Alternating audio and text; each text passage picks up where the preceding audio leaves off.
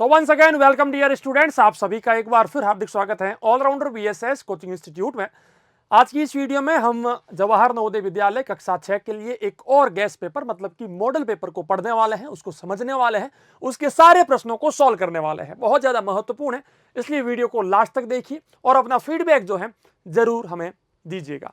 आइए हम सबसे पहले, जैसे कि ये अपना इस प्रकार से जो है जवाहर नवोदय विद्यालय के एग्जाम में अपने को प्रश्न पत्र का सबसे पहला जो पेज है वो देखने को मिलता है। अब इस पहले पेज के अंदर हमें सबसे पहले यहां पर अपना रोल नंबर लिखना होता है। अब मान लीजिए कि मेरा रोल नंबर है ये चीज, ठीक है। अब जो भी है, जो आपका रोल नंबर होगा वो आपको यहां पर लिख देना है। रोल नंबर के बाद आपको अपना नाम भरना है। जैसे कि मेरा नाम है राकेश कुमार, मान लीजिए, है ना, मान लीजिए कि मेरा नाम है राकेश कुमार, तो मुझे राकेश कुमार इस प्रकार से भर देना है। फिर राकेश कुमार के हस्ताक्षर, तो जो भी राकेश कुमार के हस्ताक्षर थे वो आपको यहां पर इसके अंदर भर देने हैं। अब कुल मिलाकर के 100 नंबर का एग्जाम होगा, 80 प्रश्न आपसे पूछे जाएंगे। अब देखिए, ये सारी कुछ आपके लिए जानकारी होगी नीचे, जहां पर आपको ये बताया जाएगा कि कुल मिलाकर के 3 भाग जो है, 3 सेक्शन जो है आपसे पूछे जाएंगे। पहला सेक्शन मानसिक योग्यता, दूसरा गणित और तीसरा भाषा। मानसिक योग्यता के 40 प्रश्न, कुल मिलाकर के 50, 20, 25, 20, 25, कुल मिलाकर के 80 प्रश्न 100 नंबर के। आइए, ये सारी चीजें हमें पहले से पता होती है, इसलिए हम सबसे पहले खंड मतलब कि सेक्शन मानसिक योग्यता के बारे में बात करते हैं, जहां पर सबसे पहला पार्ट मतलब कि भाग हमारे को जो है दिया गया है, जिसको कहा जाता है असंगत को छांटना या फिर ओड वन आउट। ठीक है, अब इसके हमें पहले से देखिए, प्रश्न संख्या 1 से लेकर के 4 तक हमें वही चीज सॉल्व करनी है। अब यहां पर हमें क्या करना है कि इन चारों ऑप्शन में से कौन सी चीज जो है डिफरेंट है, दूसरों से अलग है, भिन्न है, वो अपने को बतानी होती है। अब जैसे कि मैं यदि आपको यहां पर बताऊं, तो ये लाइन देखिए, जहां पर ये लाइन घूम रही है, यहां पर ये इस साइड में लाइन घूम रही है ना, अब इसके सामने जो लाइन है उसके ऑपोजिट साइड में, दूसरी साइड में ये इस प्रकार से जो है आकृति बनी हुई है, मतलब कि ये वाली साइड खाली है। अगर मैं इसकी बात करूं तो इसके भी सामने जो है ये वाला भाग जो है ऑपोजिट साइड में, दूसरी साइड में बना हुआ है, ना कि इस साइड में बना हुआ है। ठीक है, अगर मैं इसकी बात करूं, यहां पर भी वही चीज है ना, इसकी ऑपोजिट साइड में, दूसरी साइड में ये चीज बनी हुई है, इस साइड में नहीं बनी हुई। लेकिन अगर मैं ऑप्शन नंबर डी की बात करूं, तो आप थोड़ा फोकस करके चेक करें कि जहां पर ये लाइन घूम रही है, इसके जस्ट सामने ही ये चीज जो है बन रही है, इस कारण से डी मेरा क्या होगा, सही उत्तर होगा। आइए हम बात करते हैं दूसरे प्रश्न के बारे में। दूसरा हमारा प्रश्न हमें क्या कहता है, दूसरे प्रश्न में आप देखिएगा कि ये चीज देखिए, इस साइड से आ रही है और इस साइड बन रही है। ठीक है, ये वाला देखिए ऑपोजिट साइड में है, ये वाला भी ऑपोजिट साइड में है, ये वाला भी ऑपोजिट साइड में है। तो कहने का मतलब क्या है, और तो कोई भी सिमिलरिटी है नहीं। ठीक है, और कुछ भी सेम नहीं है, बस सेम यही है कि ये स्टार्ट यहां से हो रहा है, इस साइड से हो रहा है, बाकी सारे यहां से स्टार्ट हो रहे हैं। इस कारण से ए मेरा क्या हो गया, सही उत्तर हो गया। आइए हम बात करते हैं तीसरे प्रश्न के बारे में। तीसरा मेरा प्रश्न मुझे क्या कहता है, आप देखिएगा, ये इस प्रकार से पड़ा है। अगर मैं इसको घुमाऊं पूरा, तो ये भी बेटा कुछ इस प्रकार से बन जाएगा। बनेगा कि नहीं बनेगा, सेम ऐसे कैसे बन जाएगा। अगर मैं इसको कितना भी घुमा लूं, उल्टा कर लूं, कैसा भी कर लूं, ये वाला भाग इस साइड में ही रहेगा। और अगर इसको घुमाऊं तो ये भी बेटा इस प्रकार से जो है बन जाएगा। तो कहने का मतलब बाकी सारे घुमाने के बाद वही पोजीशन, इस प्रकार की पोजीशन बन रही है, लेकिन इसकी नहीं बन पा रही है। इस कारण से सी मेरा बिल्कुल सही उत्तर है। आइए हम बात करते हैं चौथे, यहां पर हमारे चौथे प्रश्न के बारे में। HAN, HAN, HAM, HAN, HAN, यानी कि सबके अंदर क्या है, N है, लेकिन यहां पर M है। इस कारण से B मेरा क्या हो गया, सही उत्तर हो गया। आइए हम बात करते हैं अपने दूसरे पार्ट मतलब कि दूसरे भाग के बारे में। दूसरा भाग हमें क्या कहता है। अब दूसरे भाग के अंदर जैसे कि हमें चाहिए सिमिलर फिगर्स, है ना, सिमिलर फिगर्स चाहिए, समान आकृति हमें चाहिए। 5 से लेकर 8 तक के प्रश्न है। जो आकृति यहां है वही चीज हमें यहां पर बतानी होगी, दिखानी होगी। तो देखिए, अभी ये ऊपर से लाइन आ रही है और ये चीज आप देखिए, इसके ऊपर फोकस करो, ये इस प्रकार से घूम रहा है, यहां पर तो घूम रहा है, यहां पर भी घूम रहा है, यहां पर भी घूम रहा है, लेकिन यहां पर थोड़ा उल्टा घूम रहा है। इस कारण से डी मेरा गलत हो गया। नीचे वाला थोड़ा चेक कर लेते हैं। कुछ इस प्रकार से हमारी आकृति बनी चाहिए, बीच में जो है खाली जगह है, लेकिन यहां पर ऊपर से नहीं बन रहा है, गलत है, यहां पर बन रहा है। यहां पर देखिए बीच में एक लाइन आ गई, इस कारण से फाइनली डी बच जाता है और बी ही मेरा सही उत्तर हो जाता है। आइए हम बात करते हैं छठे प्रश्न के बारे में, 6 नंबर प्रश्न के बारे में। क्या कहता है यहां पर देखिए 4 ब्लैक डॉट है, ठीक है, बीच में 4 ब्लैक डॉट है। अभी ऐसे कैसे ब्लैक डॉट यहां पर भी है, यहां पर नहीं है, यहां पर भी नहीं है और यहां पर भी नहीं है, तो कुल मिलाकर के ए मेरा साधारण तौर पर सही उत्तर हो गया। आइए हम बात करते हैं 7 नंबर प्रश्न के बारे में, 7वें प्रश्न के बारे में। तो यहां पर जैसे कि 7वें प्रश्न में आप देख सकते हैं लाइनें इस प्रकार से बनी हुई हैं, यहां पर है नहीं, यहां पर ऊपर वाली लाइन है नहीं, यहां पर देखिए बीच वाली लाइनें नहीं है जो मुझे बीच में चाहिए, तो फाइनली मेरा डी जो है बिल्कुल सही उत्तर हो जाता है। आइए हम बात करते हैं 8 नंबर प्रश्न के बारे में, 8वें हमारे प्रश्न के बारे में। 8वें प्रश्न में देखिए कुछ इस प्रकार से लाइनें हैं, लेकिन यहां पर सीधी लाइनें हैं, यहां पर तो पता नहीं पूरा कंसेप्ट ही चेंज कर दिया, यहां पर भी चेंज हो गया, तो फाइनली बी मेरा जो है बिल्कुल सही उत्तर हो जाता है। आइए हम बात करते हैं तीसरे भाग के बारे में, है ना।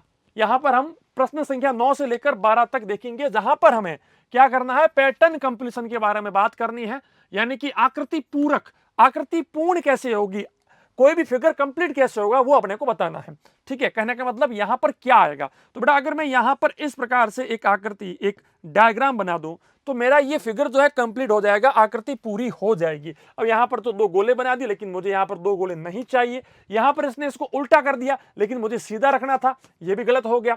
अभी यहां पर जो है ये मैच कर रहा है, ये इसने बीच में बना दिया, तो फाइनली जो है सी मेरा बिल्कुल सही उत्तर हो गया। मेरा कहने का मतलब क्या है, अगर सी वाले ऑप्शन को यहां से हटा करके यहां पर अगर बिठा दिया जाए तो ये आकृति जो है कंप्लीट हो जाएगी।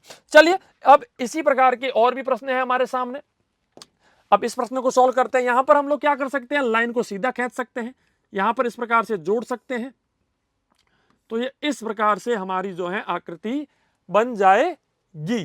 तो कुल मिलाकर के ऑप्शन नंबर डी जो है हमारा बिल्कुल सही उत्तर है। क्या होगा, डी हमारा बिल्कुल सही उत्तर होगा।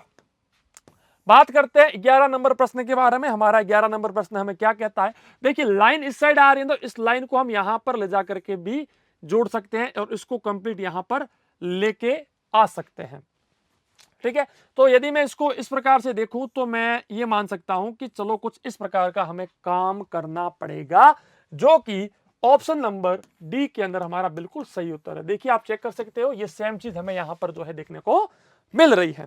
12 नंबर प्रश्न, 12th नंबर क्वेश्चन क्या कहता है भाई, चलिए यहां पर गोले हैं तो यहां पर भी मैंने बना दिया, यहां पर इसको यहां से कंप्लीट कर दिया, फिर यहां से मैंने लाइन को ड्रॉ कर दिया, फिर क्या कर सकते हैं, फिर यहां से लेकर के यहां तक, है ना, और यहां से लेकर के यहां तक, कुछ इस प्रकार से मेरा डायग्राम बनना चाहिए, जो कि ऑप्शन नंबर, बेटा कौन सा ऑप्शन हमारा मैच करेगा, ऑप्शन नंबर सी हमारा बिल्कुल मैच करेगा। आइए हम बात करते हैं अपने भाग संख्या 4 के बारे में, चौथे हमारे भाग के बारे में, जहां पर हमें प्रश्न संख्या 13 से लेकर 16 तक के जो प्रश्न है वो देखने को मिलेंगे, जहां पर हमें श्रृंखला पूर्ति के बारे में बात करनी है, सीरीज कंप्लीशन के बारे में हमें बात करनी है। अब ये क्या होता है, सीरीज कंप्लीशन वाला कंसेप्ट मैं आपको समझा चुका हूं कि इन दोनों आकृतियों के बीच में, इन दोनों फिगर्स के बीच में जो चेंजेस हुए हैं, फिर यहां पर चेंजेस हुए हैं, तो उसके अंदर एक अपने को चीज दिखती है कि कुछ ना कुछ सेम हो रहा है, तो वही चीज हमें यहां पर रिपीट करनी है। अब जैसा मेरा कहने का मतलब समझिए आप कि सबसे पहले और दूसरे में क्या चेंज हुआ है कि ये घूम गया इस प्रकार से, ये दोनों डॉट ऊपर आ गए और ये वाला नीचे आ गया। अब इन दोनों के बीच में क्या चेंज हुआ, ये फिर से घूम गया, तो अब हम यहां पर भी क्या करेंगे, फिर से घुमा देंगे, तो क्या होगा, ये जो है सर्किल ऊपर आएगा और दोनों डॉट जो है वो नीचे आएंगे। इस प्रकार से ऑप्शन नंबर बी जो है मेरा सही उत्तर होगा। आइए हम बात करते हैं 14 नंबर प्रश्न के बारे में, 14th नंबर क्वेश्चन के बारे में। अब अगर मैं यहां पर बेटा इन दोनों की बात करूं कि इनके बीच में क्या चेंज आया, तो चेंज ये आया बेटा कि जो चीज यहां पर थी वो चीज इसमें आ गई, इस वाली चीज ऊपर आ गई और ये वाली नीचे आ गई। इस प्रकार से सारा का सारा जो है चेंज हो गया। अब इन दोनों के बीच में क्या चेंज हुआ, जो चीज नीचे थी वो ऊपर आ गई, जो चीज ऊपर थी वो यहां आ गई, जो चीज यहां थी वो नीचे आ गई और जो चीज यहां थी वो इस साइड आ गई। कुल मिलाकर के घूम रहा है, तो हम यहां पर फिर से घुमा देते हैं, जो चीज ऊपर है वो नीचे आ जाएगी, मतलब कि बराबर नीचे आ जाएगा, ये उस साइड चला जाएगा, ये मल्टीप्लाई ऊपर चला जाएगा और ये जोड़ का चिन्ह यहां आ जाएगा। तो कुल मिलाकर के कुछ इस प्रकार से मेरी आकृति बननी चाहिए। तो गुणा का चिन्ह देखिए यहां पर है, ये दोनों गलत हो गए। अब यहां पर देखिए ये चिन्ह सही से मैच कर रहा है, इस कारण से डी मेरा जो है बिल्कुल सही उत्तर हो गया। आइए हम बात करते हैं 15 नंबर मेरे प्रश्न के बारे में। 15 नंबर प्रश्न मुझे क्या कहता है, यहां पर देखिएगा सबसे पहले ये इस साइड घूमा है बेटा, देखिए रोटेट हुआ है, फिर से रोटेट हुआ है। अब बेटा थोड़ा सा फिर से रोटेट कर दो, तो कहने का मतलब क्या है कि ये ब्लैक वाला इस साइड आएगा, व्हाइट वाला इस साइड आएगा, तो फाइनली बी मेरा जो है बिल्कुल सही उत्तर हो जाएगा। आइए हम बात करते हैं 16 नंबर प्रश्न के बारे में। बहुत ही अच्छा प्रश्न है और पूछा भी जा चुका है, शायद आपको साफ अगर ना दिखे, यदि आपको ये साफ ना दिखे तो मैं थोड़ा सा आपको साफ दिखाने की कोशिश करता हूं कि आपको थोड़ा अच्छा दिखे ये प्रश्न, ठीक है। देखिएगा, अब देखिए यहां पर यदि आप देख पा रहे हैं तो जोड़ का चिन्ह है, ये जोड़ का चिन्ह है, जोड़ का चिन्ह यहां पर भी है, जोड़ का चिन्ह है, और ये सर्किल दिए हुए व्हाइट सर्किल और साथ में दिया हुआ है ब्लैक सर्किल, ठीक है। अब इसको झूम सेट कर लेते हैं, वापस जैसा था वैसा सेट कर लेते हैं। अब आप एक चीज को बेटा यहां पर गौर कीजिएगा कि ये जोड़ का चिन्ह पहले यहां था, फिर यहां से घूम करके आप एक चीज देख सकते हैं कि 1 पॉइंट, 2 पॉइंट, 3 पॉइंट, 4 पॉइंट, 5वें पॉइंट के ऊपर आ गया, ठीक है। हमने यहां पर मान लिया इसको कि भाई ये हो गया पहला पॉइंट, ये दूसरा पॉइंट है ना, ये तीसरा पॉइंट, ये चौथा पॉइंट, तो हमने 5वें पॉइंट के ऊपर इसको ला करके रख लिया, ठीक है। यहां पर आप चेक कर सकते हो 5वें पॉइंट के ऊपर ये पहुंच चुका है। अब 5वें पॉइंट से ये कहां गया, देखो 1 number, 2 number, 3 number, 4 number, 5 number, फिर से 5 नंबर के ऊपर पहुंच गया। तो अब ये फिर से 5 कदम और जो है जाएगा आगे, ठीक है। तो अब देखिए पहला कदम तो ये हो गया, दूसरा कदम ये इनके बीच में हो गया, तीसरा कदम ये हो गया, चौथा कदम ये हो गया, तो 5वां कदम तो ये हो गया। मतलब कि अब ये जोड़ का चिन्ह नीचे आना चाहिए। अब देखिए यहां पर जोड़ का चिन्ह नीचे है नहीं, सेंटर में, यहां पर भी है नहीं, यहां पर भी है नहीं, बाकी को चेक ही मत करो यार। एक सीरीज अगर अपनी मैच हो गई ना तो डी अपना ऑटोमेटिक उत्तर तो निकल चुका है, अब और आगे चेक करने की जरूरत नहीं है। चलिए अभी हम लोग बात करते हैं अपने 5वें भाग के बारे में। 5वां भाग हमें क्या कहता है, जहां पर हम प्रश्न संख्या 17 से लेकर 20 तक जो है पढ़ने वाले हैं, समझने वाले हैं। अब यहां पर क्या है बेटा, वर्गीकरण की बात हो रही है, वर्गीकरण की बात हो रही है, जिसको हम बोलते हैं एनालॉजी या फिर रिलेशनशिप वाले क्वेश्चंस या फिर संबंध वाले प्रश्न, ठीक है। अब कहने का मतलब क्या है, इन दोनों के मध्य में, इन दोनों के बीच में जो रिलेशन है, जो संबंध है, वही संबंध इन दोनों के बीच में होना चाहिए। तो यहां पर क्या आएगा ये अपने को बताना है। तो कहने का मतलब क्या है, यहां पर ये जो चीज थी इसको खाली करके इसकी 3-3 फोटोकॉपी बन गई। अब इसको भी खाली कर दो और इसकी भी 3-3 फोटोकॉपी बना लो, तो कुल मिलाकर कहने का मतलब क्या। अब बेटा एक चीज और देखिएगा, यहां पर जो फोटोकॉपी बनी है ना, इनके बीच में स्पेस है, खाली जगह है, लेकिन अब बेटा देखिए यहां पर कोई खाली जगह है नहीं, इस कारण से ये गलत हो गया। ये इसके अंदर खाली जगह तो है लेकिन इसको उल्टा कर दिया, लेकिन हमें उल्टा करने जैसा कोई संकेत मिला ही नहीं है, इस कारण से ये भी गलत है। तो फाइनली मेरा उत्तर क्या होगा, सी होगा, ठीक है। चलिए बात करते हैं 18 नंबर प्रश्न के बारे में। अब ये क्या कहता है, इन दोनों के बीच में क्या संबंध है भाई। संबंध यह है कि जो बाहर वाली आकृति, बाहर वाला फिगर था वो अंदर आ गया और जो अंदर वाला था वो बाहर जा चुका है। यही चीज हम यहां करते हैं, क्या करते हैं, अंदर वाले को बाहर लेके जाते हैं, बाहर वाले को अंदर लेके आते हैं, और जो बाहर की चीज है, जो लाइन है वो वैसी की वैसी रहेगी। तो इस कारण से ए मेरा क्या हो गया बेटा, सही उत्तर हो गया। आइए मैं बात करता हूं 19 नंबर प्रश्न के बारे में, जहां पर मुझे क्या देखने को मिल रहा है कि जो चीज बिल्कुल बीच में है वो चीज बाहर आ गई, मतलब कि बीच में आ गई है, वही हुआ। तो यहां पर जो चीज बिल्कुल यहां पर दी गई वो बीच में आएगी, तो कुल मिलाकर के गोला बन जाएगा और इस प्रकार से आकृति मेरी बननी चाहिए, जो कि ऑप्शन नंबर कौन सा होगा भाई, ऑप्शन नंबर बी हमारा सही उत्तर हो जाएगा। बेटा क्या होगा, बी हमारा सही उत्तर हो जाएगा। आइए हम बात करते हैं 20वें प्रश्न के बारे में। यहां पर देखिए ये इस साइड जा रहा है, इसी का उल्टा हो गया इस साइड में, तो इसका भी उल्टा हो जाएगा। तो कुल मिलाकर के कुछ इस प्रकार से आकृति जो है मेरी बननी चाहिए, जो कि ऑप्शन नंबर बी के अंदर बिल्कुल सही उत्तर है। आइए हम बात करते हैं छठे भाग के बारे में, भाग संख्या 6 के बारे में, जहां पर हम लोग प्रश्न संख्या 21 से लेकर 24 तक जो है देखेंगे कि प्रश्न संख्या 21 से लेकर 24 तक में क्या क्या होगा।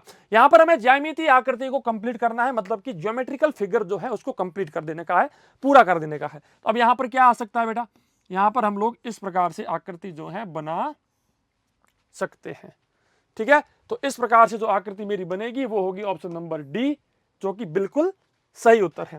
बात करते हैं 22वें प्रश्न के बारे में। अब यहां पर बच्चे पूछ सकते हैं कि सर ये उत्तर क्यों नहीं हुए, तो आप देख सकते हैं यहां पर बीच में ये लाइन बनी है, अगर मैं कितना भी इसके अंदर सेट करूं ये सेट नहीं होगा, ये भी बेटा देखिए सेट नहीं होगा और ये सेक्शन भी सेट नहीं होगा, तो फाइनली मेरा ये सेक्शन जो है इस कारण से जो है सेट हो रहा है। आइए हम बात करते हैं 22वें प्रश्न के बारे में। यहां पर बेटा देखिए सिंपल सा ये लॉजिक अपना काम करना चाहिए, जो कि only and only option number B के अंदर है, जो बाहर की साइड जा रहा है, बाकी सारा एक भी जो है इन कारणों से जो है मैच नहीं करेगा, तो बी मेरा क्या हो गया, सही उत्तर हो गया। नेक्स्ट मैं अपने प्रश्न के बारे में बात करता हूं। नेक्स्ट मेरा प्रश्न क्या कहता है, यहां पर हम लोग चाहें तो लाइन को सीधा भी बना सकते हैं, ठीक है। लाइन को सीधा बना करके कुछ इस प्रकार से मेरी लाइन बन रही है, जो कि ऑप्शन नंबर बी के अंदर आप देख सकते हैं मैच करेगा। ये तो बिल्कुल पता नहीं क्या बन रहा है। यहां पर यदि मैं बात करूं तो ये लगभग मैच हो रहा है, लेकिन आप एक चीज देख सकते हैं कि यहां पर ये चीज देखिए दोनों लाइनें लगभग बराबर है, लेकिन मुझे बराबर नहीं चाहिए, इस कारण से ये गलत हो गया, और ये तो बेटा बिल्कुल गलत है ही है। तो फाइनली बी मेरा जो है बिल्कुल सही उत्तर हो जाएगा। बात करते हैं 24वें प्रश्न के बारे में। 24वां मेरा प्रश्न क्या कहता है, यहां से लेकर के ये इस प्रकार से मैच करेगा, जो कि ऑप्शन नंबर डी के अंदर आप देख सकते हैं मैच करेगा। क्यों? क्योंकि नीचे की साइड आप देखिए ये चीज जो है ना, ये चीज यहां पर है नहीं, यहां पर भी है नहीं, यहां पर भी नहीं, तो फाइनली डी मेरा ऑटोमेटिक सही उत्तर हो ही जाता है, इसमें ज्यादा सोचने की जरूरत नहीं है। बात करते हैं 7वें भाग के बारे में, भाग संख्या 7, जहां पर हम लोग बात करने वाले हैं 25 से लेकर के 28 तक के प्रश्नों के बारे में, जहां पर एक्स वाई एक दर्पण होगा, मिरर होगा। अब मिरर के अंदर, दर्पण के अंदर कोई आकृति, कोई फिगर कैसा दिखेगा ये अपने को बताना होता है। अब यहां पर जैसे कि एक कांच रखा है, एक मिरर रखा है, इसके अंदर ये चीज कैसे दिखेगी, तो ये घूम जाएगी, फोल्ड हो जाएगी। तो जैसे घूमेगी तो क्या होगा, ए जो है कभी उल्टा होता नहीं है, जी है तो ये जी बेटा कुछ इस प्रकार से हो जाएगा, सी ऐसे हो जाएगा, और ई जो है कुछ इस प्रकार से हो जाएगा। तो फाइनली डी मेरा बिल्कुल, अच्छा डी में तो ए को उल्टा कर दिया इसने, एक सेकंड गलती मेरी है, आई एम सॉरी। एक बार फिर से इसको चेक कर लेते हैं, जो कांच के पास होगा वो पास में ही रहेगा, जो पास है वो पास रहेगा। अभी जी है तो जी बेटा यहां आएगा, और ई है तो ई बेटा यहां आएगा, तो कुल मिलाकर के ये आकृति बननी चाहिए ए और जी के साथ में। तो ए और जी यहां पर है, सी ई उल्टा यहां होगा ना, उल्टा, हाँ ये ए हमारा बिल्कुल सही उत्तर होगा। आइए हम बात करते हैं 26वें प्रश्न के बारे में। 26वां हमारा प्रश्न हमें क्या कहता है, ये जब घूम जाएगा तो सिंपल सा है बेटा, ऑप्शन नंबर ए हमारा बिल्कुल सही मैच कर रहा है। रीजन समझ लीजिए कि इसका रीजन क्या है। ये लाइनें जब यहां से उल्टी जा रही है ना, तो ओपोजिट होते क्या होगा, ओपोजिट आएगी, यहां आएगी, तो ये आ रही है, यहां पर तो लाइनें आ ही नहीं रही है, यहां पर लाइनें ऊपर जा रही है और यहां पर उल्टी जा रही है, इस कारण से फाइनली जो है ए मेरा सही उत्तर हो गया। 27 नंबर प्रश्न के बारे में बात करते हैं। जब ये फोल्ड होगा, घूमेगा तो क्या होगा, जब ये घूमेगा तो ऐसे घूमना चाहिए, देखिएगा। तो अब ये चीज कहां है, ऑप्शन नंबर बी के अंदर हमारा बिल्कुल सही से मैच कर रहा है, तो बी मेरा सही उत्तर हो गया। 28वें प्रश्न के बारे में बात करते हैं। जब ये घूमेगा तो ना तो 8 में कुछ चेंज आएगा, ना यू के अंदर चेंज आएगा, लेकिन इनकी पोजीशन जो है वो चेंज हो जाएगी, इस कारण से बी मेरा बिल्कुल सही उत्तर है। ठीक है, मिरर के अंदर पोजीशन तो बेटा चेंज होती है, लेफ्ट वाला राइट होगा, राइट वाला लेफ्ट में आएगा। भाग संख्या 8 के बारे में बात कर लेते हैं। भाग संख्या 8 29 से लेकर 32 तक के सारे प्रश्न हैं। ठीक है, यहां पर हमें फोल्डिंग का थोड़ा सा कंसेप्ट मालूम होना चाहिए। एक कोई भी मान लीजिए खाली पेज है या जैसा भी पेज है, इसको फोल्ड किया, फिर से फोल्ड किया, फिर से फोल्ड किया, फिर हमने थोड़ा बहुत काटा, और काटने के बाद जब खोलेंगे तो वो कैसी आकृति दिखेगी, कैसा फिगर दिखेगा, ये अपने को बताना होता है। तो यहां पर हम लोग क्या करते हैं, सबसे पहले ऊपर फोल्ड करते हैं, फिर इसको इस साइड फोल्ड करते हैं, फिर इसको थोड़ा सा काटते हैं, तो वापस खोलेंगे तो क्या होगा, जो कटाई यहां हुई थी वही कटाई नीचे होगी, है ना। तो जो भी है अपना इस प्रकार से सेम जो है चीज ये रिपीट हो जाएगी। तो फाइनली मेरा उत्तर क्या होगा, ऑप्शन नंबर ए होगा बेटा। क्या होगा, ऑप्शन नंबर ए मेरा जो है बिल्कुल सही उत्तर होगा। बात करते हैं प्रश्न संख्या 30 के बारे में। क्या कहता है भाई, सबसे पहले इस साइड और इस साइड दोनों साइड से इसको फोल्ड कर दिया, फिर ये काट दिया, तो खोलेंगे तो क्या होगा, बस दो लाइनें यहां पर बन जाएगी। तो ऑप्शन नंबर ए मेरा बिल्कुल सही उत्तर होगा। ठीक है, चलिए हम बात करते हैं 31वें प्रश्न के बारे में। सबसे पहले नीचे फोल्ड किया, फिर इस साइड फोल्ड किया, इस साइड फोल्ड करने के बाद इसको काटा गया। ठीक है भाई, कोई बात नहीं। अब जब खोलेंगे, सबसे पहले इसको खोलेंगे तो यहां पर बेटा देखिए 2 जीरो जो है ये तो बन जाएंगे। अब जब ऊपर जाएगा तो 4 जीरो, मतलब कि 4 जो है गोले इस साइड बन जाएंगे। तो ठीक है, अब 4 वाला तो अपने पास ऑप्शन है ही नहीं, तो फाइनली ए अपना बिल्कुल सही उत्तर होगा। हो सकता है कि मैंने कैलकुलेशन में मिस्टेक की हो। यहां पर ये एक सर्किल जो है, एक सर्किल तो अपना मान लीजिए यहां पर फोटोकॉपी हो गई। बाकी जब ऊपर जाएगा तो ये जो यहां पर है ये सेम चीज ऊपर भी आएंगे। तो 3 यहां आ गए, यहां पर भी आ गए 3, तो ये बेटा ए अपना बिल्कुल सही उत्तर है। बाकी तो कोई मैच वैसे भी नहीं कर रहा। बात करते हैं 32वें प्रश्न के बारे में। 32वें के अंदर क्या होगा, सबसे पहले नीचे फोल्ड किया, फिर इसको इस साइड फोल्ड किया, फिर इसको काट दिया। अब क्या बन जाएगा, तो बेटा जब वापस इस साइड आएगा तो ये यहां पर थोड़ा सा कटा हुआ दिखेगा। जब ये ऊपर जाएगा तो यहां पर भी थोड़ा सा कटा हुआ हमें दिखेगा, है ना। हाँ, यही दिखेगा, और तो क्या दिखेगा। तो इस हिसाब से ऑप्शन नंबर ए हमारा बिल्कुल सही से मैच कर रहा। देखिए, एक लाइन यहां वाली ये रही, ऊपर वाली ये रही और बीच वाली ये रही, तो कुल मिलाकर के ए मेरा जो है सही उत्तर हो जाएगा।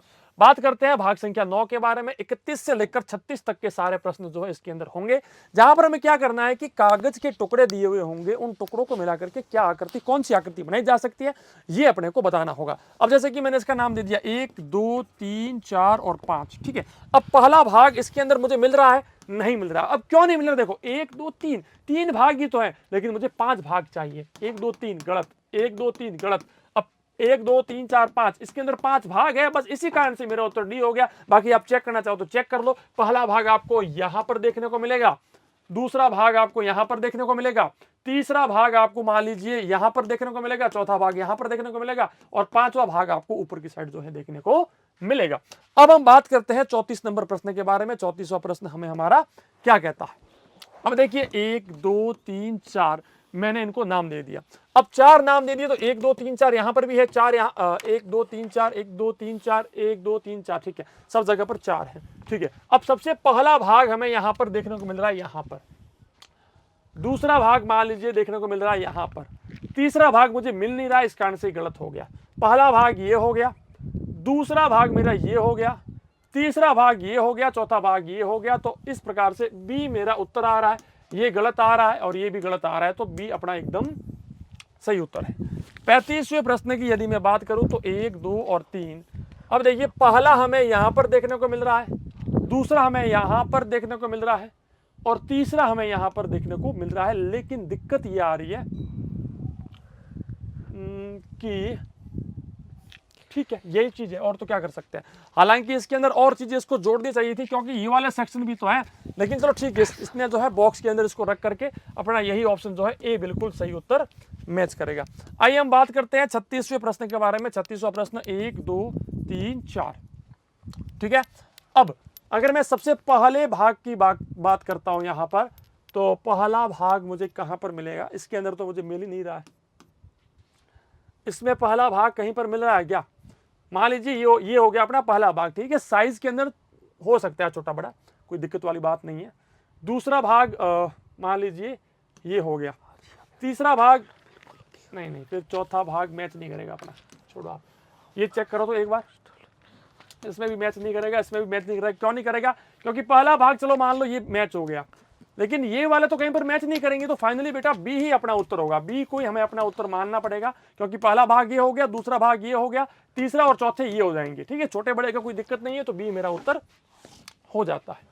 अब नेक्स्ट हम बात करते हैं 10 नंबर भाग के बारे में, जहां पर हम लोग 37 से लेकर 40 तक के प्रश्नों के बारे में बात करने वाले हैं। छिपी हुई आकृति हमें दिखानी है, सन्निहित आकृति दिखानी है, हिडन फिगर जो है वो हमें दिखाना होता है। अब ये वाली जो आकृति है, ये आकृति हमें कहां पर छिपी हुई बेटा मिल रही है, तो ये आकृति बेटा आप देख सकते हो अपने को यहां पर बिल्कुल फिट बैठ रही है, बिल्कुल सही से डी के अंदर मैच कर रही है। अब कुछ बच्चे कहेंगे सर यहां पर मैच क्यों नहीं किया, तो यहां पर मैच इसलिए नहीं किया क्योंकि इसके इस साइड वाला भाग और ये भाग दोनों बराबर है। लेकिन अगर मैं इस ऑप्शन की बात करूं तो ये भाग बड़ा है, ये भाग छोटा है, तो ऐसा काम अपने को नहीं करना है। कोई भी इस प्रकार का संकेत हमें नहीं मिल रहा है, इस कारण से ये अपना गलत हो गया। बाकी सारा तो ऑटोमेटिक गलत ही है, तो डी अपना उत्तर हो गया। नेक्स्ट हम बात करते हैं नेक्स्ट अपने प्रश्न के बारे में। यह चीज अपने को कहां पर देखने को मिलेगी, तो देखिए यदि मैं यहाँ पर इसको निकालने का ट्राई करूँ तो यहाँ तक तो मिल जाएगा, लेकिन ये वाली लाइन जो है मेरे को मिल नहीं पाएगी। ठीक है, ये गलत हो गया। अगर मैं यहाँ पर बात करूँ तो यहाँ से यहाँ तक मिल जाएंगे, लेकिन ये वाली लाइन मुझे मिल नहीं पाएगी। यहाँ पर देखिए मिल रही है मेरे को, बिल्कुल सही से मैच कर रही है, और यहाँ पर भी मेरा जो है उत्तर मुझे यहाँ से मिल नहीं पाएगा। तो फाइनली सी मेरा जो है सही उत्तर है। बात करते हैं 39 नंबर प्रश्न के बारे में। क्या कहता है ये अपना प्रश्न? देखिए ये चीज कहां पर छिपी हुई है, कहां पर हिडन है। तो अगर मैं यहां पर देखूं तो ये जो है ना, ये चीज मुझे कहीं पर भी देखने को नहीं मिल रही है, यहां पर भी मेरे को देखने को नहीं मिल रही है। यदि मैं यहां पर थोड़ा फोकस करूं तो बेटा देखिए उल्टा तो मिल रहा है, लेकिन मिल जरूर रहा है। ये देखिए यहां पर सी के अंदर मेरा बिल्कुल सही उत्तर है। बात करते हैं 40 नंबर प्रश्न के बारे में, 40 नंबर क्वेश्चन के बारे में। ये चीज जो है छिपी हुई कहां मिल रही है? तो बेटा ये चीज जो है ना एक साथ में मुझे यहां पर जो है देखने को मिलेगी। ऑप्शन नंबर बी मेरा जो है बिल्कुल सही उत्तर हो जाएगा। तो इसी प्रकार से मानसिक योग्यता के आपके ये 40 प्रश्न हो गए। नेक्स्ट हम बात करते हैं मैथमेटिक्स मतलब कि गणित और लैंग्वेज भाषा के बारे में। Welcome dear students, Allrounder BSS के बेहतरीन से प्लेटफॉर्म पर आप सभी का हार्दिक स्वागत और अभिनंदन है। स्टूडेंट एक बार फिर से 20 मोस्ट इंपॉर्टेंट क्वेश्चन मैं आपके लिए लेकर आया हूं। आइए स्टार्ट करते हैं अपने इंपॉर्टेंट क्वेश्चन का सलूशन। तो हमारा पहला क्वेश्चन स्क्रीन पर ये रहा। आइए स्क्रीनशॉट ले लेते हैं।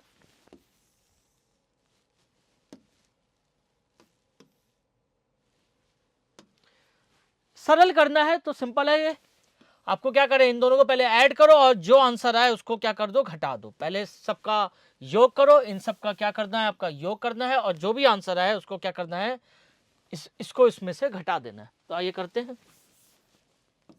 0.4, 0.04 और 0.004। जहां कुछ नहीं वहां 0 लगा दो। 4 4 4 4 0.444। यह हमारा सबका क्या आया, योग आया। अब क्या करें, इसमें से क्या घटा दें, ये घटा देते हैं। आइए घटा लेते हैं। 0.440 घटा लेते हैं। 400 यानी कि 0.004। कौन सा ऑप्शन सही है? A option. ए ऑप्शन हमारा बिल्कुल सही है। ए ऑप्शन क्या होगा, बिल्कुल सही है। 0.004। आपको सबसे पहले क्या करना था, योग करना था, उसके बाद घटा देना था। ठीक है, आइए अगले क्वेश्चन की ओर बढ़ते हैं। दूसरा क्वेश्चन,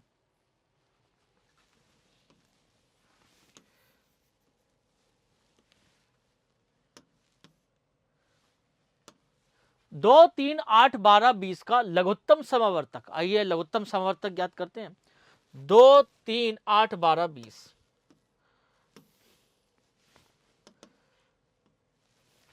2 3 8 12 और 20 का लघुत्तम समावर्तक। 2 से काटेंगे 1 3, 2 चौक 8, 2 छंग 12 और ये हो जाएगा 10।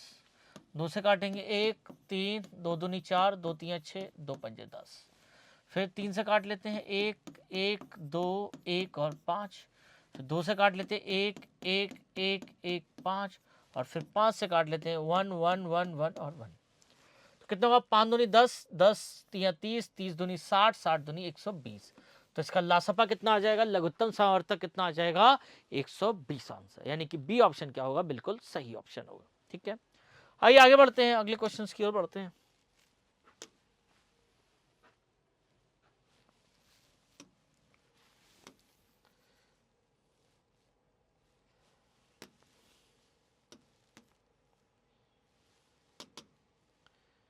देखते हैं, एक वर्गाकार आंगन का क्षेत्रफल ज्ञात कीजिए जिसकी लंबाई। तो वर्ग का क्षेत्रफल कैसे होगा, लंबाई भुजा का स्क्वायर, भुजा का वर्ग होता है। ठीक है, तो हम क्या करेंगे, 36 का वर्ग कर लेते हैं। तो 36 की 36 का वर्ग मतलब 36 का 2 बार गुणा कर लेते हैं। आइए 36 की 2 बार गुणा कर लेते हैं। 36 36 6 छंग 36, हाथ से लगा 3, 6 18 और 20 21 21, 6 बार 6 18 से लगा 1, 3 3 9 और 1 10। तो कितना होगा, 6 9 1296। तो कितना हो जाएगा, 1296 वर्ग मीटर। तो उसका क्षेत्रफल कितना होगा, 1296 वर्ग मीटर। यानी कि सी ऑप्शन हमारा बिल्कुल सही होगा। हमारा वर्ग का क्षेत्रफल कितना होता है, भुजा का स्क्वायर। भुजा कितनी दे रखी है, 36 मीटर, तो उसका वर्ग कितना होगा, 36 का वर्ग होगा 1296। ठीक है, आगे बढ़ते हैं अगले प्रश्न की ओर। चौथा क्वेश्चन,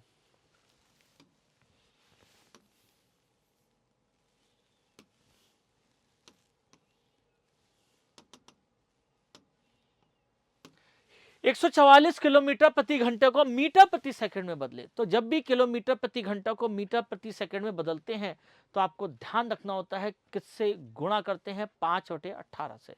किससे गुणा करते हैं, 5/18 से। आइए गुणा करते हैं 144 की 5/18 से गुणा करते हैं।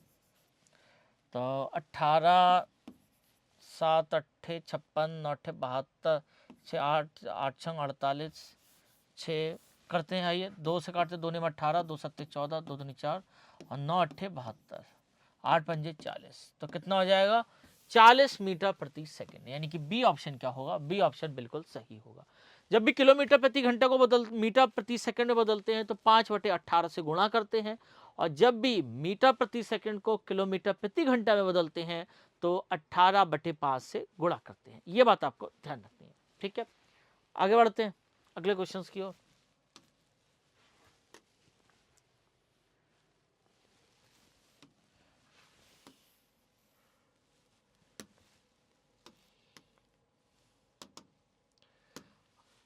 अंतर बताना है इन संख्या 98,745 और 74,986 के बीच क्या अंतर है। ये तो सिंपली घटाना है। आइए घटा लेते हैं। 9 8 7 4 5 7 4 9 8 और 6 घटा लेते हैं। 15 में से 6 गया, आप कहेंगे 9 बचेंगे।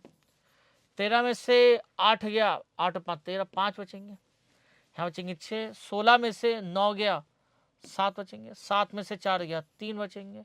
और यहाँ पे बचेंगे 9, 9 में से 7 गया, 2 बचेंगे। 23 7 5 9 कहाँ पर है, बी ऑप्शन। बी ऑप्शन हमारा बिल्कुल सही है, 23 7 5 9, 23,759। ठीक है, आइए आगे बढ़ते हैं अपने अगले क्वेश्चन की ओर। छठा क्वेश्चन,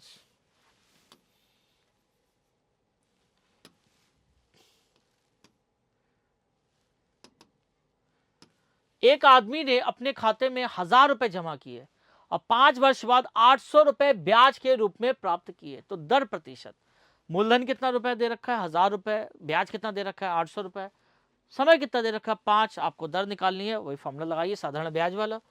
साधारण ब्याज वाला हम फॉर्मूला लगाते हैं। साधारण ब्याज क्या उतना होता है, मूलधन गुणा दर गुणा समय बटे 100।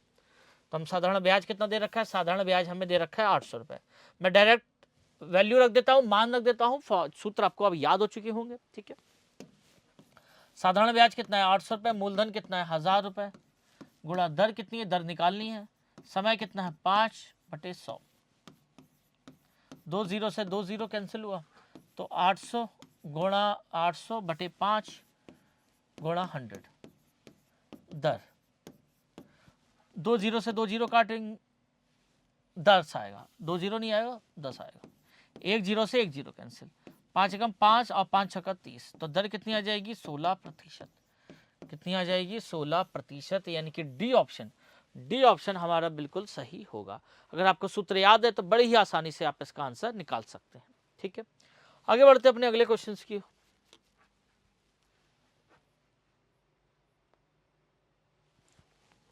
तो आसान सा क्वेश्चन है। 196 का किसका वर्गमूल होता है, आइए निकाल के दिखा देते हैं आपको कैसे निकालते हैं।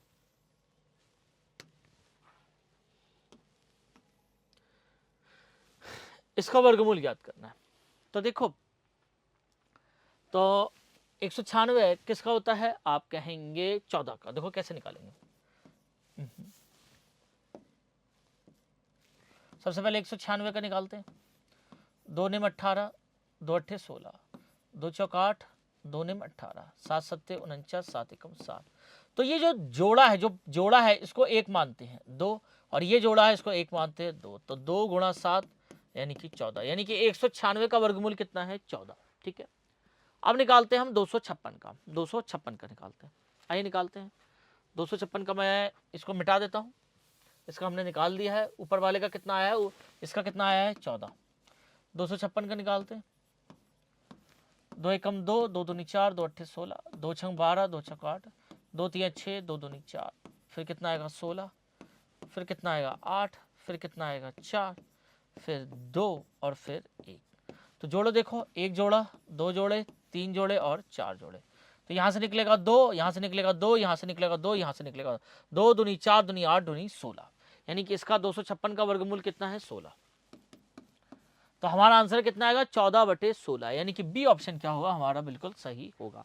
196/256 का वर्गमूल कितना आएगा 14/16। ठीक है, आइए आगे बढ़ते हैं, अगले क्वेश्चन की ओर बढ़ते हैं। 8वां क्वेश्चन,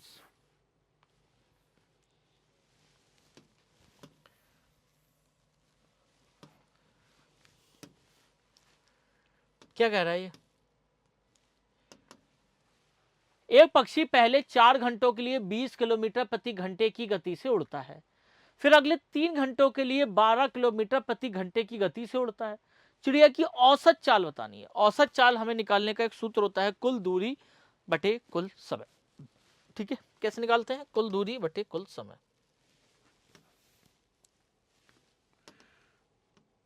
देखो औसत चाल कैसे निकालेंगे? औसत चाल कुल दूरी बटे कुल समय। औसत चाल निकालते हैं कुल दूरी बटे कुल समय। ठीक है, अब कुल समय कितना है? पहले तो 3 घंटे उड़ रहा है और फिर पहले कितने 4 घंटे फिर 3 घंटे, तो कुल समय कितना है? कुल समय है आपका 4 + 3 यानी कि 7 घंटे। अब हमें निकालनी है कुल दूरी। कुल दूरी कैसे निकालते हैं? तो हम जानते हैं दूरी कितना होता है, दूरी होता है चाल गुणा समय, चाल गुणा समय, दूरी होता है चाल गुणा समय। ठीक है, अब पहले अगर हम देखें 4 घंटों के लिए 20 किलोमीटर प्रति घंटे की गति से उड़ता है तो कितनी दूरी तय करता है? तो पहली दूरी हम मान लेते हैं d1। तो d1 चाल कितनी है पहले 20 और समय कितना है 4, यानी कि 80 किलोमीटर चलता है। पहले वो 80 किलोमीटर चला, फिर दूसरी बार चाल कितनी है 12 और समय कितना है 3, तो 12 गुणा 3 यानी कि 36 किलोमीटर चला। पहली बार 80 किलोमीटर चला, दूसरी बार 36 किलोमीटर चला। तो कुल दूरी कितनी होगी? आप कहेंगे कुल दूरी होगी आपकी 80 + 36 यानी कि 116 किलोमीटर। अब हमारे पास औसत चाल निकालने के लिए कुल दूरी आ गई 116, कुल समय आ गया कितना 7 घंटे। अब क्या करें? औसत चाल निकालने के लिए 116 को 7 से विभाजित कर दें। आइए औसत चाल कैसे होगी? औसत चाल कुल दूरी कितनी है 116 किलोमीटर, कुल समय कितना है 7। आइए 7 से भाग देते हैं। तो 7 से भाग देंगे तो देखते हैं कितना आएगा। 7 एकम 7, कितने बचेंगे 4, और 7 छंग 42, तो कितने बचेंगे 4 बचेंगे। तो कितना आएगा 16 सही 4/7 किलोमीटर प्रति घंटा। तो कौन सा ऑप्शन सही है? C option. सी ऑप्शन हमारा बिल्कुल सही है, 16 सही 4/7 किलोमीटर प्रति घंटा। ठीक है, ये आपका सही आंसर होगा। औसत चाल निकालने का फॉर्मूला सूत्र क्या होता है? कुल दूरी बटे कुल समय। कुल समय निकालिए, कुल दूरी निकालिए और उसको विभाजित कर दीजिए। ठीक है, इस प्रकार आप क्या निकाल सकते हैं? इस प्रकार आप औसत चाल बड़े ही आराम से निकाल सकते हैं। ठीक है, आइए आगे बढ़ते हैं अगले क्वेश्चन की ओर।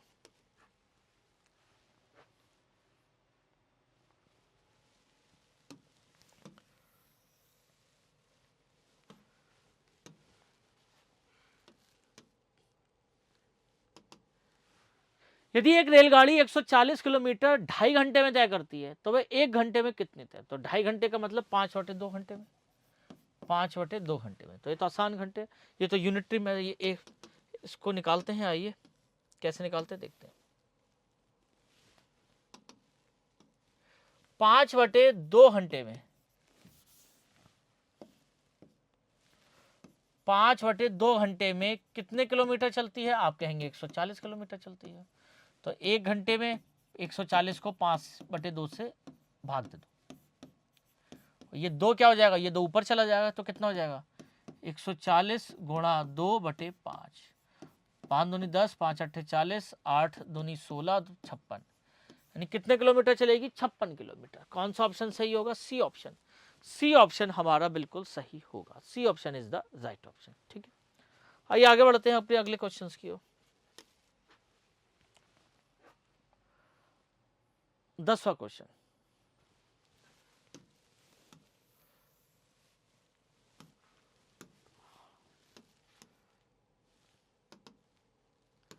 यदि 12 गाय मिलकर 756 किलोग्राम घास खाती हैं तो 15 गाय कितनी घास खाएंगी। तो आसान सा क्वेश्चन है, आइए देख लेते हैं।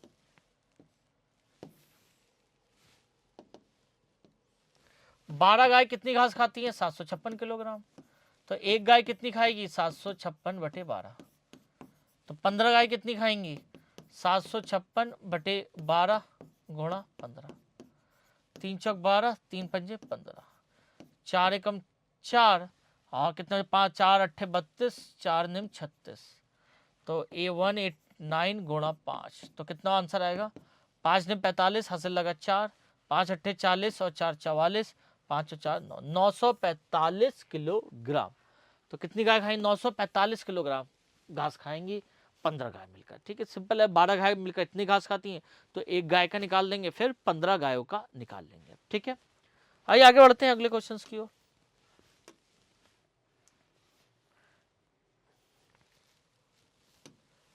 11वें नंबर का क्वेश्चन,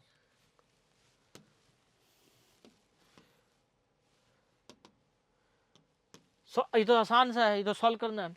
इसको क्या लिखे, 3 दूनी 6, 7/3, 7/3 प्लस 19/6। लासपा कितना आ जाएगा, 6, 3 दूनी 6 यानी कि 14 प्लस 19, 9 और 4 13, हासिल लगा 1, 1 और 1 2 और 1 3, 33/6, 3 दूनी 6 यानी कि 11/2। 11/2 को क्या लिख सकते हैं, 5 सही 1/2। तो कौन सा ऑप्शन हमारा सही होगा, सी ऑप्शन। सी ऑप्शन हमारा बिल्कुल सही होगा, 5 सही 1/2। ठीक है, आपको साधारण सा हल करना है बस। ठीक है, आइए आगे बढ़ते हैं अपने अगले क्वेश्चंस की ओर।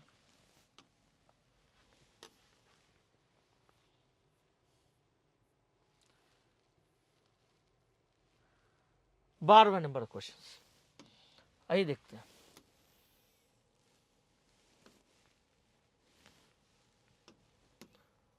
तो आसान सा क्वेश्चन है, आपको बोर्डा मास लगाना है। सबसे पहले भाग देंगे, इसके से भाग देंगे तो ये हो जाएगा 1, तो 3.5 प्लस 3.5 प्लस 1, तो 7 प्लस 1 कितना हो जाएगा, 8। तो कौन सा ऑप्शन सही होगा, ए ऑप्शन। ए ऑप्शन क्या होगा, बिल्कुल सही होगा। बोर्डा मास नियम का प्रयोग करना है, पहले भाग देंगे, फिर गुणा, फिर जोड़, फिर घटाना। ठीक है, आइए आगे बढ़ते हैं। 13वें नंबर क्वेश्चन,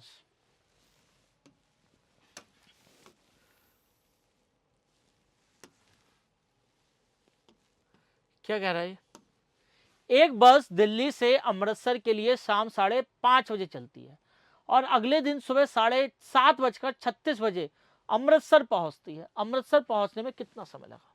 पहले आप क्या करो, शाम के 5:30 बजे से सुबह के 7:30 बजे तक देखो कितने घंटे हुए। आप कहेंगे 5:30 बजे से 7:30 बजे तक आपके हुए 12 घंटे। कितने हो गए, 5:30, 5:30 से सुबह के 5:30, आप कहेंगे ये हो गया 12 घंटे, 12 घंटे हो गया। ठीक है, शाम के 5:30 से सुबह के 5:30 आप कहेंगे 12 घंटे हो। फिर क्या करें, सुबह के 5:30 से 7:30 जोड़े तो ये कितने हो गए, आप कहेंगे 2 घंटे हो गए। यानी कि हम 7:30 बजे तक टोटल कितने घंटे हो गए, 14 घंटे हो गए। अब 6 मिनट और है, तो 6 मिनट यानी कि 7:30 से 7:36, ये कितने होंगे, 6 मिनट। तो टोटल कितने होंगे, टोटल होंगे 14 घंटे, 14 घंटे 6 मिनट। तो कितना समय लगेगा, 14 घंटे 6 मिनट। यहां पर ये आप लिख दो, ये AM हो गया और ये PM हो गया। ठीक है, तो टोटल कितना लगेगा, 14 घंटे 6 मिनट। सबसे पहले आसान सा देखा करो, पहले शाम के 5:30 बजे से लेकर सुबह के 5:30 बजे जाओ, कितने बजेंगे, 12 घंटे। अब 5:30 से 7:30 तक जाओ, कितने होंगे, 2 घंटे और हो गए, 14 घंटे। अब 7:30 से 7:36 तक जाओ, कितने होंगे, 6 मिनट। तो 14 घंटे 6 मिनट, इस प्रकार आप निकालोगे। ठीक है, आराम से। आइए आगे बढ़ते हैं, अगले क्वेश्चंस की ओर बढ़ते हैं। 14वें नंबर क्वेश्चंस।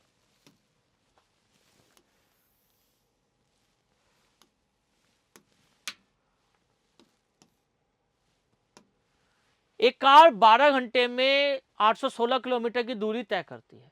कार की गति, तो चाल बतानी है। कार की गति का मतलब चाल बताना है। चाल बराबर क्या होता है? दूरी बटे समय। तो चाल बराबर क्या होता है? आप देंगे चाल बराबर होता है दूरी बटे समय। दूरी कितनी है? आप कहेंगे दूरी है 816, दूरी है 816 और समय कितना है? 12 घंटे। दूरी है 816 किलोमीटर की, समय है आपका 12 घंटे। तो करते हैं 12 छंग 72, 12 अट्ठे 96, 12 छंग 72, 6 से घटेंगे 72, 81 में से 72 घटोगे 9 और 12 अट्ठे 96, तो यानी कि 68 किलोमीटर प्रति घंटा। यानी कि चाल कितनी हो जाएगी? 68 किलोमीटर प्रति घंटा। 12 छंग 72, कितने बचेंगे? 9, 12 अट्ठे 96, 12 निमा 108, 12 अट्ठे 96, ठीक है। यानी कि 68 किलोमीटर प्रति घंटा की रफ्तार से वो जाएगा, ठीक है। आइए आगे बढ़ते हैं अगले क्वेश्चन की ओर। 15वां क्वेश्चन।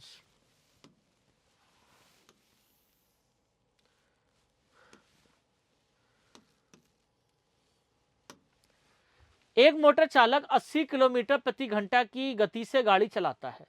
वह अपने घर पहुंचने के लिए 4 घंटा 6 मिनट ड्राइव करता है। उसके द्वारा अपने घर पहुंचने में तय की गई दूरी, दूरी कितनी होती है? चाल गुणा समय। लेकिन आपको एक बात ध्यान रखनी है, चाल कितनी है? 80 किलोमीटर प्रति घंटा और समय कितना है? 4 घंटे 6 मिनट। तो सबसे पहले 4 घंटे 6 मिनट को पूरी तरह से घंटे में बदलना है। आइए देखते हैं कैसे बदलें। देखिए, पहले समय को बदलते हैं। तो समय है आपका 4 घंटे प्लस 6 मिनट। मिनट को घंटे में बदलें कैसे? 60 से भाग दे देंगे। तो 4 प्लस 6 बटे 10, 6 बटे 60, तो कितना होगा? 1 बटे 10, यानी कि 4 प्लस 1 बटे 10, 10 14, यानी कि 15 बटे 10। कितना होगा? 15 बटे 10। तो 5 दिया 15, 5 दूनी 10, यानी कि 3 बटे 2 घंटे। यानी कितना होगा? 3 बटे 2 घंटे। 4 घंटे 6 मिनट, 3 बटे नहीं होगा, 4 प्लस 6, 6 मिनट, 6 बटे 60 घंटे, 1 10 14, 40 होगा। 1 मिनट रुक जाओ, 40 होगा। 4 प्लस 1 बटे 10, तो लासभा कितना हो जाएगा? 10, तो ये हो जाएगा 40 प्लस 1, यानी कि 41 बटे 10 कितना हो जाएगा? घंटे होगा। कितना होगा? 41 बटे 10 क्या होगा? घंटे होगा, ठीक है। अब क्या करें? अब हमें क्या निकालनी? दूरी। दूरी क्या होती है? दूरी होती है चाल गुणा समय। चाल गुणा समय। चाल कितनी है? आप कहेंगे 80, समय कितना है? आप कहेंगे 41 बटे 10। 0 से 0 कैंसिल हो गया, 8 एकम 8 और 8 चौक 32, यानी कि 328 किलोमीटर। कितना हो जाएगा? 328 किलोमीटर। तो कौन सा ऑप्शन सही है? B option. बी ऑप्शन हमारा बिल्कुल सही है। कितनी दूरी होगी आपकी? 328 किलोमीटर। सबसे पहले ध्यान रखने की बात यह है कि चाल अगर किलोमीटर प्रति घंटे में है तो समय को भी किस में बदलना होगा? समय को भी पूरी तरह से घंटे में बदलना होगा।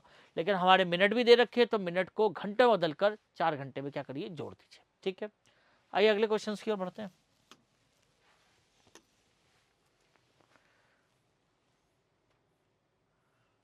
सोलवा नंबर क्वेश्चन।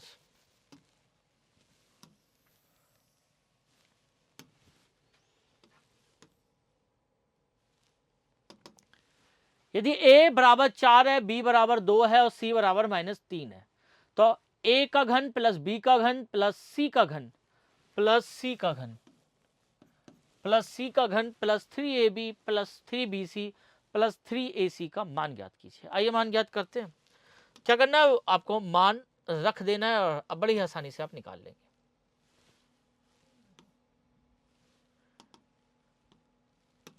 a का मान कितना है? आप कहेंगे a का मान है 4, b का मान कितना है? आप कहेंगे 2 और c का मान कितना है? -3।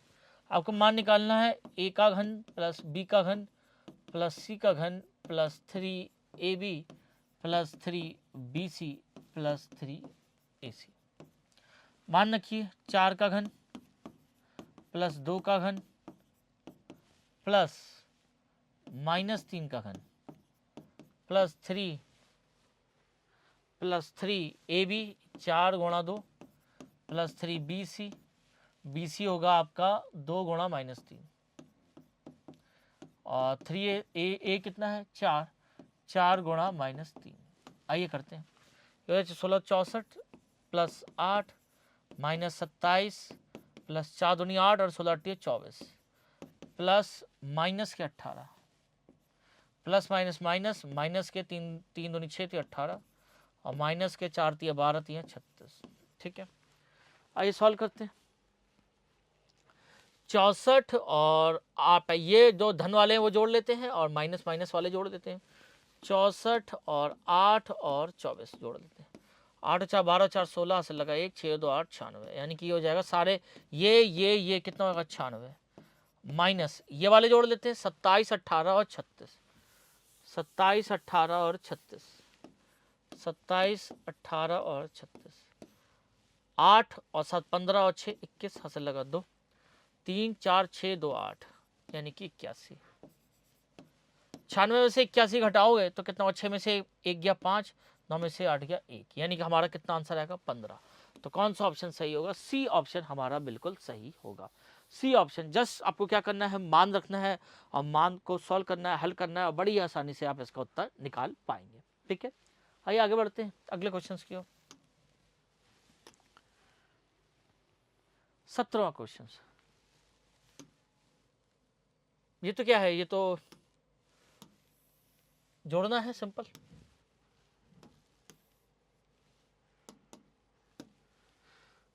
तीन 3003 और 340 और 30 जोड़ दीजिए। 3 4 3 7 3 3 3 7 3। ये तो डी ऑप्शन है, तो बहुत आसान सा क्वेश्चन है। इसमें क्या करना था, सिंपली क्या करना था, जोड़ देना था। ये तो सिंपली जोड़ देना था, बड़ा ही आसान क्वेश्चन था। आइए आगे बढ़ते हैं अगले क्वेश्चन की ओर। 18वें नंबर क्वेश्चन।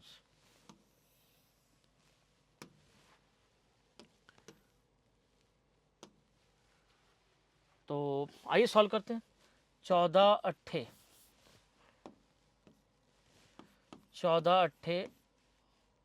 8 चौक 32 हासिल लगा 3 8 और 9 10 11 112 और 3 115 बटे 8 भाग 14 अट्ठे 112 और 3 115 बटे 14। गुणा का साइन लगाएंगे, इसको पलट देंगे। 115 बटे 8 गुणा 14 बटे 115। 115 से 115 कैंसिल, 2 चौक 8 2 सत्ते 14 यानी कि 7 बटे 4। तो काटेंगे, 4 एकम 4 पॉइंट 5 6 7 4 पंजे 20 4 छंग 24 4 सत्ते 28 और 4 पंजे 20 यानी कि 1.75। कितना आंसर आएगा? 1.75, यानी कि ए ऑप्शन क्या होगा? बिल्कुल सही ऑप्शन होगा। ए इज द राइट ऑप्शन। ठीक है, आगे बढ़ते हैं अगले क्वेश्चन की ओर बढ़ते हैं। 19th question.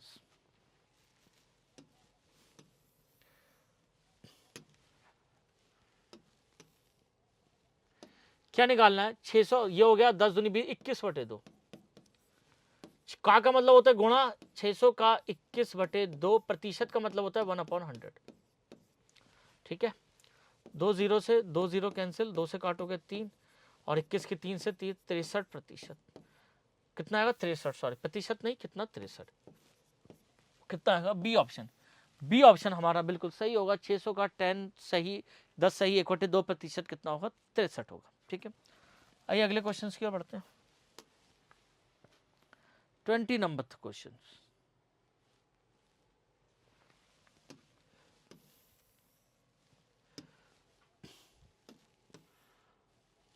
आइए सॉल्व करते हैं। ऊपर वाला सॉल्व करेंगे, पहले मल्टीप्लाई करेंगे। 3 3 9, क्या लिखा? 3 गुणा 3 प्लस 3 बटे 3 डिवाइडेड बाई 3 प्लस 3। 3 और 3 9 प्लस 3 कितना हो जाएगा? 12।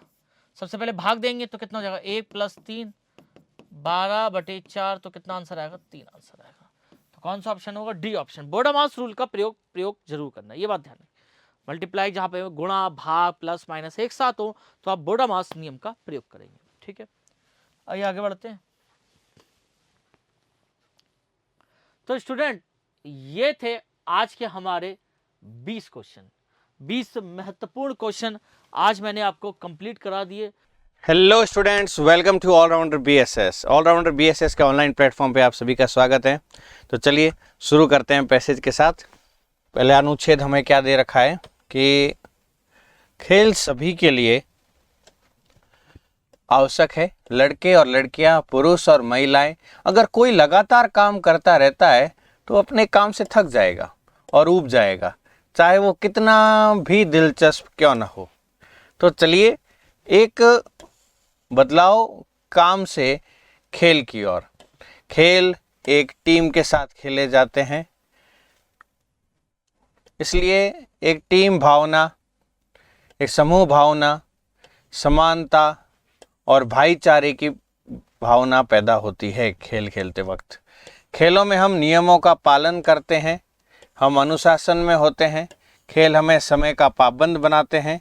खेल और खेलकूद हमें युवा, सक्रिय, स्वस्थ और आनंदित रखते हैं, अतः हमें खेलकूद में रुचि रखनी चाहिए। क्वेश्चन आंसर देखते हैं। पहला क्वेश्चन है, खेलों का होना किसके लिए आवश्यक है? लड़के और लड़कियां दोनों के लिए या खिलाड़ी के लिए? तो ये सभी के लिए आवश्यक है। तो इसमें लड़के लड़कियां, पुरुष महिला सब आ गए थे, तो दोनों डाल दिए, पुरुष महिला इसमें है नहीं ऑप्शन में। खेल किसके द्वारा खेले जाते हैं? मित्र, टीम, खिलाड़ियों या बड़े बूढ़े? तो दो टीमों में जो है आपस में खेले जाते हैं। खेलों में हम अनुसरण करते हैं, नियम, शक्ति, अनुशासन या एकता। ठीक है, तो इसके अंदर हम नियम का पालन करते ही हैं, लेकिन जो पैसेज है, पैसेज के अंदर हम अनुशासन जो है यहाँ देख पा रहे हैं। खेलों में हम नियमों का पालन करते हैं, तो खेलों में हम अनुसरण करते हैं। इसमें अनुशासन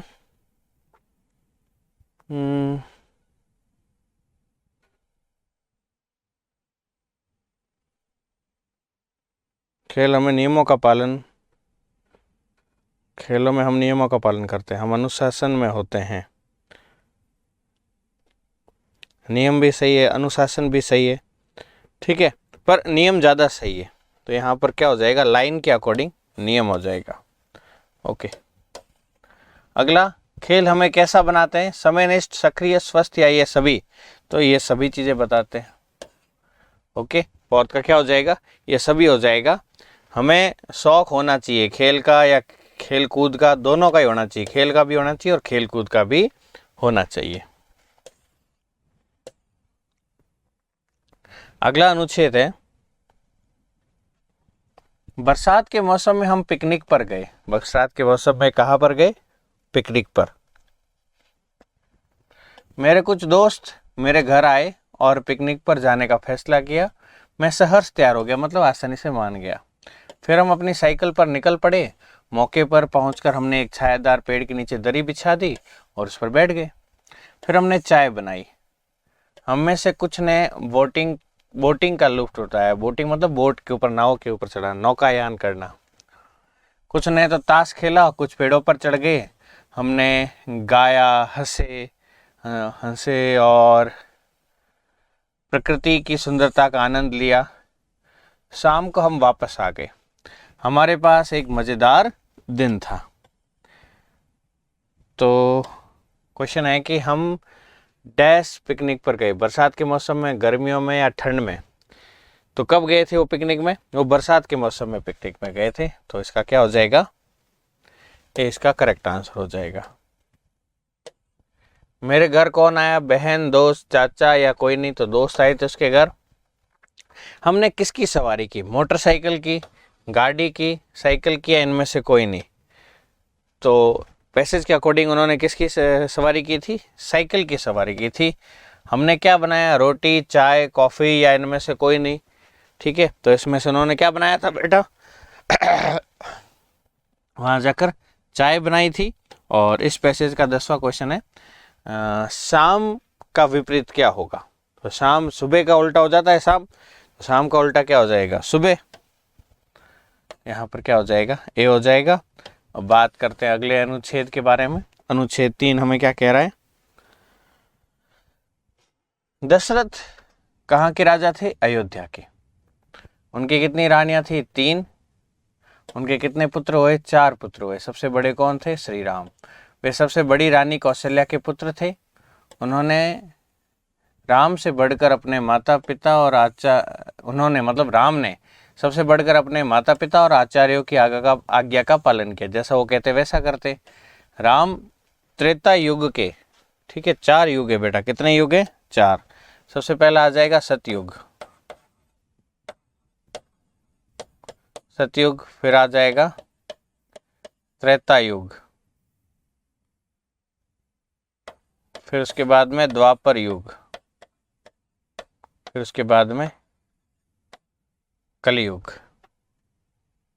ठीक है, तो इस तरह से ये राम भगवान को कौन से समय आए थे? त्रेता युग के समय। त्रेता युग के आदर्श चरित्र थे। प्रजा उन्हें बहुत प्यार करती थी। राज्याभिषेक के दिन राम को 14 वर्ष के वनवास में रहने के लिए वन जाने के लिए कहा गया था। आज्ञाकारी पुत्र होने के कारण राम वन को चले गए। सीता, उनकी पत्नी और उनके प्रिय भाई लक्ष्मण ने उनका अनुसरण किया। अब देखो, दशरथ कहाँ के राजा थे? तो दशरथ अयोध्या के राजा थे। दशरथ की कितनी रानियां थी? 3 रानियां थी। दशरथ के सबसे बड़े पुत्र का नाम क्या था? राम था। दशरथ वन गए। कितने वर्षों के लिए गए थे? 14 वर्षों के लिए वन में गए थे। वन कौन गया? राम सीता लक्ष्मण तीनों गए थे। तो यहाँ पर क्या हो जाएगा? सी हो जाएगा। ओके, अगला है अनुच्छेद नंबर 4। एकता में शक्ति है एक बुद्धिमान कहावत है। इसकी पुष्टि की जरूरत नहीं है। इसके साथ एक पुरानी कहानी भी चलती है। इसको प्रूव करने की जरूरत नहीं, एकता में शक्ति होती है। ठीक है, एक बार एक बूढ़ा किसान था, उसके 4 बेटे थे। वे हमेशा आपस में झगड़ते रहते थे। क्या करते रहते थे बेटा? झगड़ते रहते थे। बड़े आदमी ने झगड़ों को रोकने की बहुत कोशिश की, उन्होंने उनकी बात नहीं मानी। एक दिन किसान बीमार पड़ गया तो उसने अपने 4 बेटों को बुलाया। वे बहुत स्वस्थ थे। स्वस्थ मतलब अच्छे खासे हेल्दी पर्सन थे। ठीक है, उसने उन्हें लाठियों की एक गठरी दी और उन्होंने उसे तोड़ने को कहा। वे इसे नहीं तोड़ सके। गठरी इतनी मजबूत थी कि वो टूट ही नहीं सकती थी। ठीक है, काफ़ी ज़्यादा मजबूत थी। फिर उन्होंने क्या किया, एक एक जो है उसमें से लाठी निकाल के दी और बोला अब तोड़ के दिखाओ। तो उन्होंने क्या कर दिया? तोड़ दिया। तो उन्होंने कहा, उनके पिताजी ने, कि बूढ़े किसान ने कहा अपने 4 बेटों से कि एकता में शक्ति होती है, साथ में मिलकर रहा करो तो तुम्हें कोई भी नहीं तोड़ पाएगा। लेकिन अगर तुम बिखर जाओगे तो कोई भी तुम्हें आसानी से तोड़ सकता है। तो किसान कैसा था बेटा? बूढ़ा था, जवान था, गरीब था, अमीर था? किसान बूढ़ा था। कैसा था बेटा? बूढ़ा था। ठीक है, अगला, किसान के कितने बेटे थे? तो किसान के 4 बेटे थे। बेटे हमेशा क्या करते थे? आपस में झगड़ते रहते थे। किसान ने किसे बुलाया? भाई को, 4 बेटों को, तीनों बेटों को या फिर बेटे को? तो 4 बेटों को बुलाया था। बेटे बहुत कैसे थे? शरीर में स्वस्थ थे। तो उम्मीद करता हूँ सारे प्रश्न उत्तर अच्छे समझ में आ गए होंगे। मिलते हैं अगली कक्षा में, तब तक के लिए जय हिंद, वंदे मातरम, जय भारत, धन्यवाद। पढ़ते रहिए, आगे बढ़ते रहिए।